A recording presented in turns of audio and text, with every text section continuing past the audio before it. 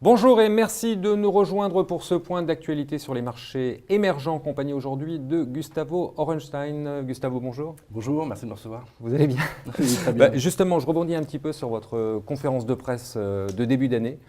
Il y avait beaucoup de monde et c'était effectivement très intéressant. Vous êtes quand même un spécialiste des pays émergents. C'est très difficile pour les marchés émergents ce début d'année. Votre commentaire? En fait, c'est une poursuite un petit peu de ce qu'on avait vu en 2014. C'est beaucoup d'hétérogénéité au sein du monde émergent, avec des marchés qui se tiennent plutôt bien et d'autres qui souffrent beaucoup, à l'exemple de la Russie, mais qui avait déjà eu une année 2014 difficile. Oui, alors vous, en tant que gérant d'un fonds émergent flexible en plus, donc ça veut dire que vous allez pouvoir réguler tout cela. Qu'est-ce que vous allez faire, sachant que globalement, la majorité des pays émergents aujourd'hui ont commencé l'année dans le rouge? Qu'est-ce qu'on fait? Sur quoi on s'appuie aujourd'hui pour rebondir? La division par deux des cours du pétrole va avoir beaucoup d'impact dans le monde émergent, puisqu'évidemment, à la fois… Toutes les matières premières, le pétrole évidemment, notamment l'année dernière, mais toutes les matières premières sont plutôt en baisse. Et le monde émergent a à la fois en son sein les gagnants et les perdants de cette donne des matières premières. Donc les perdants, on les a bien identifiés. Je pense les que gagnants, c'est assez clair. Je crois que les perdants, c'est assez clair. Mais ce qui est intéressant, on voit ça en général sur les marchés en ce moment, c'est que les gagnants du pétrole, ça ne s'est pas encore vu dans les prix. Et pourtant, il y en a. Je pense que c'est lié notamment à la violence du mouvement sur le marché pétrolier et le fait qu'on a du mal à en trouver. Ça date de juillet dernier quand même. Juillet 2014, la baisse du pétrole, c'est pas nouveau quand même. Ah oui, mais l'accélération est incroyable. C'est-à-dire qu'à chaque fois, les économistes et les analystes et les spécialistes du pétrole sont en train de réviser à la baisse. Ils ne savent pas très bien où se trouve le nouvel équilibre. Alors qui sont les gagnants? Alors les grands gagnants dans le monde émergent, ça va être les grands pays qui sont importateurs de pétrole, et non seulement importateurs, mais ceux qui ont aussi des problèmes d'inflation. Si on croise les deux, c'est là que vous allez avoir les grands gagnants.